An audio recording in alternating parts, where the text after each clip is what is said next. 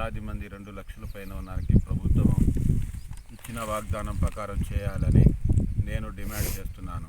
అసెంబ్లీలో అయినా వ్యవసాయ శాఖ మంత్రి సిగ్గుచేటుగా మాట్లాడుతున్నారు. ఎందుకంటే 2 లక్షల పైన ఉన్న వాళ్ళకి తక్షణమే పైన డబ్బులు కట్టేయండి, మీ రుణమాఫీ చేస్తామని చెప్పారు.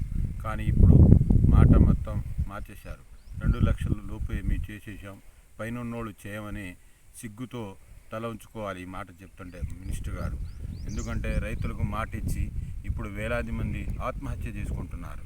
ఎందుకంటే ఈ ప్రభుత్వం తక్షణమే 2 లక్షల పైన ఉన్నోళ్ళకి తక్షణమే చేయాలని నేను డిమాండ్ చేస్తున్నాను రైతుగా. మళ్ళీ దీనిపైన రాష్ట్ర కేంద్ర ప్రభుత్వాలు రైతులు కష్టపడి మిర్చి పండించారు. కానీ మిర్చికి రేటు లేక, వేసిన పెట్టుబడి కూడా వెళ్ళక, కూలీలకు వెళ్ళక రైతులు ఆత్మహత్య చేసుకుంటున్నారు.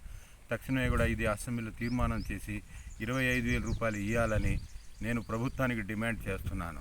ఎందుకంటే ఎన్నో ఆశలు పెట్టుకొని వ్యవసాయం చేసి పిల్లలకు చదివించాలని, అప్పులు తీర్చాలని ఎన్నో రైతు బాధపడుతుంటే, ఆశపడుతుంటే మిర్చికి రేటు వస్తుంది అనుకున్నారు. కానీ ఇంత దారుణంగా రేటు పడిపోతుందని ఎవడికి తెలియదు.